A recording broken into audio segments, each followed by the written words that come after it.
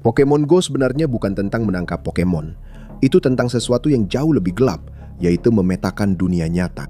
Setiap taman yang kamu jelajahi, setiap jalan yang kamu lewati dengan kamera terbuka, semuanya melatih sistem AI besar yang membangun model 3 dimensi bumi beresolusi tinggi. Dan jutaan orang membayar untuk melakukannya. Sementara kamu sedang berburu Charizard mengilap, pencipta game ini, Niantic, sedang membuat kembaran digital dari dunia fisik. Ini mungkin adalah modus memperdaya orang agar bekerja gratis terbesar yang pernah ada. Membujuk jutaan orang untuk membangun jaringan pengawasan global yang tidak pernah bisa mereka tinggalkan. Bab 1. Hantu di dalam mesin.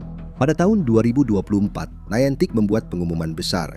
Mereka sedang membangun model geospasial besar, sebuah sistem AI yang dirancang untuk memahami dunia fisik dalam 3D.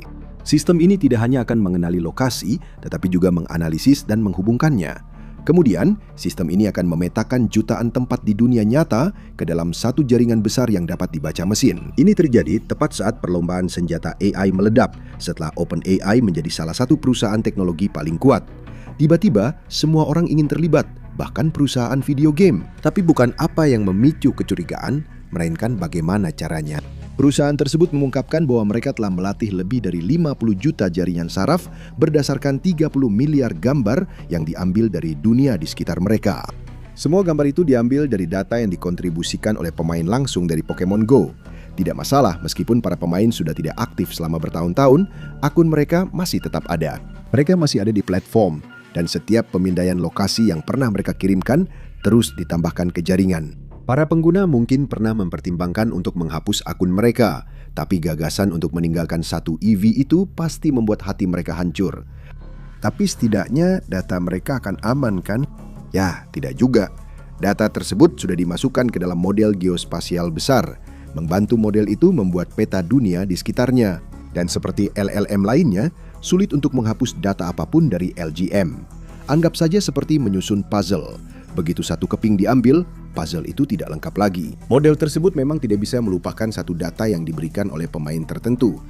Itu lebih seperti mencoba melatih ulang model secara keseluruhan, sesuatu yang membutuhkan investasi uang yang sangat besar. Diperkirakan, biaya untuk melatih ulang model bisa mencapai antara 6 hingga 10 juta dolar, sesuatu yang mungkin bahkan tidak bisa dilakukan karena penambangan data ini sudah menjadi inti dari operasinya. Karena model ini tidak hanya belajar, tapi juga mencapai tempat-tempat yang sebelumnya tidak mungkin bisa dijangkau. Bab 2, perebutan lahan senilai 15 miliar dolar. Sejak tahun 2007, Google telah menggunakan mobil Street View untuk memotret jalan-jalan di seluruh dunia, menciptakan peta yang terbuat dari gambar nyata dari tempat-tempat nyata. Tapi Street View punya keterbatasan besar. Mobil-mobil itu hanya bisa mengakses jalan umum. Itu berarti taman, jalur pejalan kaki, mall, kampus, bagian dalam gedung, dan banyak sekali tempat pribadi atau yang sulit dijangkau masih belum banyak dipetakan. Tempat-tempat ini dikenal sebagai last meter. Tapi Niantic mengubah semua itu, dan mereka melakukannya dengan menggunakan pergerakan Anda saat berjalan kaki. Mereka mengambil jutaan pemain Pokemon Go dan mengubah mereka dari sekedar penggemar menjadi jaringan pengumpulan data global. Tiba-tiba, para pemain berada di luar sana memetakan setiap inci kota mereka, satu langkah demi satu. Dan hal itu berhasil jauh melampaui impian terbesar perusahaan tersebut. Perkiraan biaya untuk mempekerjakan surveyor profesional guna memetakan area-area ini dan membangun basis pengetahuan geospasial yang dapat digunakan adalah lebih dari 15 miliar dolar. Tapi Niantic tidak hanya menghindari membayar biaya itu, mereka justru meraup keuntungan. Permainan ini telah menghasilkan laba bersih lebih dari 6 miliar dolar hingga tahun 2026. Tapi itu hanyalah bonus tambahannya, karena setiap pemain itu sebenarnya melakukan keajaiban untuk perusahaan. Semua data yang mereka kumpulkan, semua lokasi yang mereka petakan, semuanya langsung dikirim kembali ke perusahaan. Itu akan membantu mereka mengembangkan salah satu proyek AI paling ambisius sepanjang masa. Sekarang Niantic memanfaatkan semua data itu untuk keuntungan mereka, karena ternyata mereka sebenarnya bukan perusahaan video game sama sekali. Bab 3, silsilah intelijen Niantic, berspesialisasi dalam realitas tertambah, jenis permainan yang melibatkan interaksi yang jauh lebih langsung dengan dunia. Pada saat itu, pengalaman paling imersif terbatas di arcade VR, ruang fisik kecil di mana para pemain mengenakan headset dan menjelajahi dunia fantasi digital yang dilapisi di atas lingkungan yang terkontrol.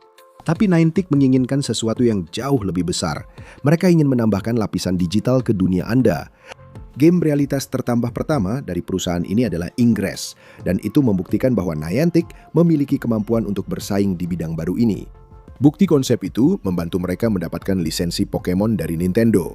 Tapi di balik layar, ada tujuan yang sama sekali berbeda, dan itu berawal dari awal mula mereka.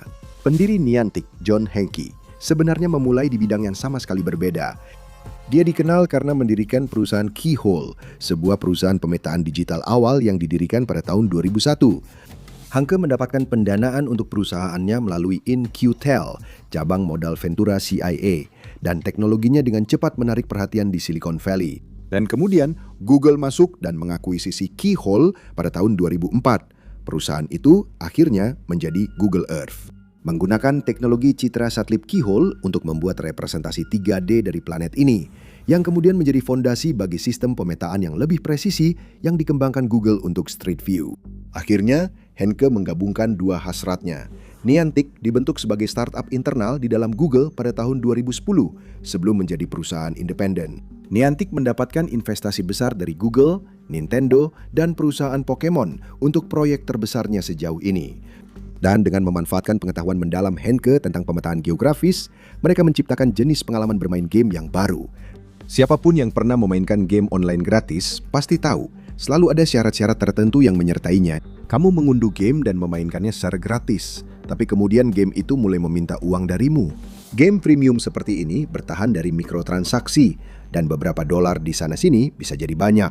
Tapi Pokemon Go punya ekonominya sendiri yang tersembunyi di dalam game. Pengguna membayar untuk Pokecoins, mata uang dalam game yang bisa digunakan untuk membeli item berguna agar lebih mudah naik level, menemukan Pokemon, atau sekedar membuat koleksimu lebih menarik. Memang, kamu bisa membelinya dengan uang asli, tapi ada juga cara untuk mendapatkannya lewat tugas pemetaan AR. Tugas-tugas ini sering memakan waktu dan mengharuskan banyak berjalan kaki, yang sebenarnya punya tujuan di balik layar. Ini membantu Niantic memetakan area tempat Pokemon Go berlangsung. Dan para pengguna sangat senang melakukannya tanpa sadar bahwa mereka sedang dieksploitasi. Bab 4. Paradoks Poffin, kerja terbalik. Poffin adalah salah satu item paling berguna di dalam game. Pada dasarnya adalah camilan hewan peliharaan dengan efek yang sangat kuat dan harganya 100 Pokecoin. Jika kamu memperhitungkan nilai Pokecoin dan berapa lama waktu yang dibutuhkan untuk mendapatkan Poffin dengan melakukan tugas-tugas ini, para pemain sebenarnya tidak benar-benar terlibat dalam permainan. Mereka pada dasarnya bekerja dengan upah sekitar $1 per jam, dan mereka melakukannya dengan senang hati. Pada masa-masa awal, para pengguna rutin melakukan tugas-tugas ini, sangat ingin mendapatkan barang-barang tersebut dengan cara apapun. Tapi kemudian orang-orang mulai membicarakannya. Daya tarik awal dalam menemukan Pokemon mulai memudar dan terjadi penurunan. Namun, jika Anda melihat di forum Pokemon manapun, tugas-tugas ini dianggap sebagai salah satu sumber frustrasi terbesar bagi para pemain di kemudian hari. Tugas pemetaan AR ini biasanya melibatkan berjalan kaki berkeliling dan merekam pemindaian video 3D secara kontinu dari Pokestop atau gym yang sudah ada menggunakan kamera ponsel. Meskipun tugas ini tidak wajib untuk memainkan game, biasanya ini adalah cara tercepat untuk mendapatkan item penting jika Anda tidak ingin mengeluarkan uang sungguhan. Jadi orang-orang pun berhenti bermain. Tapi pada saat itu, Niantic sudah mendapatkan apa yang mereka inginkan. Pengguna mungkin merasa seperti sedang memainkan game yang lucu, tapi pada dasarnya yang mereka lakukan adalah menambang data untuk sebuah perusahaan teknologi besar, sambil dibayar sangat murah untuk hak istimewa menghabiskan uang mereka sendiri di toko milik perusahaan itu. Ini mengingatkan pada praktik lama perusahaan di mana para pekerja di lokasi terpencil tidak dibayar dengan uang sungguhan, melainkan dengan token yang hanya bisa dibelanjakan di toko milik perusahaan itu sendiri. Hasilnya adalah sebuah lingkaran tertutup. Tenaga kerja ditukar dengan mata uang yang langsung kembali ke perusahaan, seringkali dengan harga yang sudah dinaikkan. Para pekerja memberikan nilai penting, namun tidak memiliki jalan keluar secara ekonomi. Dan data yang dikumpulkan para pemburu Pokemon itu berubah menjadi teknologi yang sangat presisi dan berpotensi menakutkan. Bab 5. Paten atas realitas. Niantic, sebagai bagian dari hubungannya dengan Google, telah secara agresif mengambil posisi di sektor AI. Dan satu paten mungkin menjadi salah satu yang paling signifikan yang muncul di bidang ini dalam beberapa tahun terakhir. Dan ini mungkin akan memengaruhi Anda jauh lebih besar dari yang Anda kira, karena untuk pertama kalinya, sebuah perusahaan mencoba mematenkan realitas itu sendiri. Apakah perusahaan ini benar-benar bisa mengklaim dunia tempat kita tinggal hanya karena tidak ada orang lain yang melakukannya lebih dulu? Tidak. Tapi juga ya, judul resmi patennya adalah Generating 3D Models of Real World Objects. Ini menjelaskan sebuah sistem untuk membuat model spasial yang detail dari gambar-gambar yang dihasilkan pengguna. Niantic menggunakan data yang dikumpulkan melalui Pokemon Go, seperti foto, pola pergerakan, dan sinyal lokasi untuk membantu membangun apa yang mereka sebut sebagai sistem penentuan posisi visual. Alih-alih hanya membuat peta, tujuannya adalah menciptakan lingkungan dalam 3D menggunakan gambar-gambar hasil kontribusi banyak orang. Seiring waktu, data tersebut masuk ke dalam sistem yang lebih besar, yaitu rekonstruksi digital dunia nyata yang ada di dalam infrastruktur Niantic. Ini menangkap baik ruang publik maupun lingkungan yang hanya bisa diakses secara pribadi dengan tingkat detail yang belum pernah dicapai oleh pemetaan tradisional. Sekarang semuanya sepenuhnya dimiliki oleh satu perusahaan. Apa yang telah dilakukan Niantic pada dasarnya adalah menciptakan kembaran digital dari dunia kita. Dan itu memungkinkan mereka untuk menemukan lokasi manapun di bumi dalam hitungan detik. Selama seseorang secara aktif menggunakan kamera augmented reality, Niantic memiliki akses ke lokasi mereka, dan mereka dapat menemukan orang tersebut di dunia nyata menggunakan kembaran digital dari dunia kita. Sementara GPS standar telah mampu melacak orang selama beberapa dekade, itu hanya menunjukkan posisi Anda secara umum dalam radius tertentu. 3D ini melacak Anda hingga ke tingkat sentimeter yang tepat. Jika Anda bermain Pokemon Go atau produk Niantic lainnya, kemungkinan besar perusahaan tahu persis di mana Anda berada saat ini, hingga ke setiap langkahnya. Bab 6. Tuan Tanah Realitas. Sejak awal, Pokemon Go melayani dua tuan. Ya, ini adalah game Pokemon yang sah, dan para desainer benar-benar berusaha menarik minat para penggemar. Game mobile freemium seringkali memiliki reputasi kualitas yang buruk, entah hanya menempelkan IP populer ke game match 3 yang generik, atau bahkan tidak melakukan riset yang memadai terhadap properti tersebut. Tapi Pokemon Go menunjukkan pemahaman yang kuat terhadap pengetahuan luas dari waralaba tersebut. Bukti dari aktivitas Niantic sejak peluncuran perusahaan menunjukkan bahwa pemetaan memang selalu menjadi tujuan utama dari game tersebut. Sementara para penggemar dengan panik mencari Pikachu Shiny, Niantic sedang mengumpulkan setiap data dan menggunakannya untuk membuat bukti konsep untuk duplikat digital dunia tempat kita tinggal. Karena Niantic tidak hanya ingin menyempurnakan realitas digital ini, mereka ingin memilikinya. Niantic telah mengembangkan alat-alat baru dan canggih untuk augmented reality sejak diluncurkan. Platform Lightship miliknya digunakan untuk mengelola game-game unggulan mereka. Akhirnya, platform tersebut dinonaktifkan dan diubah menjadi Niantic Spatial Platform, sebuah alat interaktif yang memungkinkan para desainer untuk menjelajahi realitas virtual mereka sendiri dan membuat pengalaman interaktif mereka sendiri. Niantic tidak bisa sepenuhnya mematenkan ide augmented reality, tetapi yang bisa mereka lakukan adalah menciptakan model terbaik yang didasarkan pada penyimpanan data terbesar yang mungkin dan membuat semua orang lain terlihat kelas 2. Dan itu berarti setiap pengalaman baru harus melalui Niantic. Lightship dan platform turunannya kemungkinan besar akan menjadi platform utama untuk merancang aplikasi augmented reality selama Niantic terus menjaga kecepatan pengembangannya. Itu berarti perusahaan kemungkinan akan berada dalam situasi yang mirip dengan OpenAI. Kecuali Anda memiliki sumber daya besar dan sudah memiliki keunggulan awal, bersaing dengan model yang sudah mapan akan sangat sulit. Cara terbaik bagi perusahaan yang ingin terjun ke dunia AR adalah dengan melisensikan model Niantic dan kemudian mendasarkan aplikasi mereka pada kerangka kerja yang sudah ada. Jadi, masa depan Niantic bisa terlihat sangat cerah. Pokemon Go menunjukkan adanya audiens yang besar untuk augmented reality, terutama jika didasarkan pada waralaba yang digemari. Kemungkinan besar perusahaan-perusahaan besar lain seperti Disney dan Sony akan ingin memanfaatkan teknologi ini untuk membawa para penggemar masuk ke dalam dunia film dan game favorit mereka. Dan setiap aplikasi tersebut akan membayar sewa kepada Niantic. Perusahaan ini siap menjadi bukan hanya kekuatan dominan dalam realitas tertambah, tetapi juga monopoli dalam hal teknologi yang menjadi dasar pengalaman tersebut. Dan semua itu berkat Anda, para pemain. Niantic berhasil memecahkan salah satu masalah paling menantang di dunia digital, yaitu bagaimana memetakan last mile. Selama bertahun-tahun, sebagian besar wilayah dunia tidak dapat dijangkau oleh layanan pemetaan digital, sehingga banyak orang harus menebak-nebak ketika mencari lokasi yang tepat. Niantic menyadari bahwa mereka tidak perlu memetakan seluruh dunia untuk mendapatkan gambaran lengkapnya. Yang perlu mereka lakukan hanyalah memotivasi orang biasa untuk turun tangan dan melakukannya untuk mereka. Niantic mendapatkan semua data yang mereka inginkan dan miliaran dolar keuntungan. Dan para pemain bisa berfoto selfie dengan Squirtle. tapi sekarang mereka mungkin sudah tidak dibutuhkan lagi. Bab 7. Koda evolusi terakhir. Meskipun Pokemon Go masih aktif, saat ini game tersebut memiliki sekitar 34,2 juta pengguna aktif, hanya sedikit di atas 15% dari puncaknya pada tahun 2016.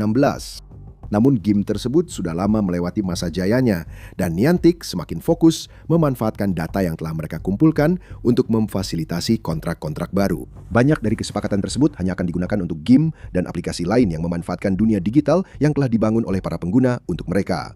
Namun itu baru permulaan dari potensinya. Pokemon Go telah membantu menciptakan dunia virtual yang sangat detail dengan kita semua di dalamnya, dan informasi tersebut sangatlah berharga. Dikatakan bahwa jika Google Street View bisa mengetahui di jalan mana kamu berada, sistem penentuan posisi visual Niantic tahu bata mana yang sedang kamu lihat. Informasi itu bisa sangat berguna bagi para pemasar digital yang dapat menargetkan iklan secara mikro kepada orang-orang saat ponsel mereka mengirim sinyal tepat ketika mereka melewati sebuah toko. Namun dalam penggunaan yang lebih serius, perangkat lunak ini bisa diserahkan kepada polisi jika mereka perlu melacak seorang buronan sebelum orang itu keluar dari kota. Modelnya hampir selesai, tapi implikasinya tidak terbatas dan penggunanya mungkin saja menjadi tidak relevan. Sejak hari Pokemon Go diluncurkan, para penggemar langsung turun ke jalan, bermain, dan membantu membentuk komunitas para pelatih. Bagi mereka, game itu terasa nyata, dan mereka mencintai hewan peliharaan virtual mereka sama seperti Ash Ketchum mencintai Pokemonnya. Tapi bagi Niantic, para penggemar selalu hanyalah alat untuk mencapai tujuan. Setiap orang yang memainkan Pokemon Go adalah bagian dari operasi pengumpulan data besar-besaran yang memanfaatkan kecintaan terhadap game tersebut untuk menciptakan pasukan pengumpul data yang termotivasi, yang tanpa sadar membantu membangun panoptikon digital. Tapi tidak ada yang abadi, atau benarkah? Industri game dipenuhi dengan game free-to-play yang sudah tidak lagi menguntungkan, dan game-game itu tiba-tiba dihapus dari App Store. Pokemon Go memang menguntungkan sekarang, tapi itu bisa saja berubah. Dan begitu Niantic sudah mendapatkan semua data yang dibutuhkannya, mereka tidak punya alasan untuk terus mempertahankannya. Itu berarti para pemain suatu hari bisa saja bangun dan mendapati semua kerja keras mereka telah lenyap. Dan hewan peliharaan kesayangan mereka kini hanya menjadi uap digital tanpa jejak sama sekali. Ya, kecuali infrastruktur pengawasan besar-besaran yang telah dibangun setiap pemain Pokemon Go selama lebih dari 1 dekade. Tapi apakah semua orang sedang mengejar fata morgana teknologi besar berikutnya? Temukan kebenaran mengejutkan dalam video Demam Emas AI telah berakhir. AI korporat hanyalah ilusi. Atau tonton video ini saja.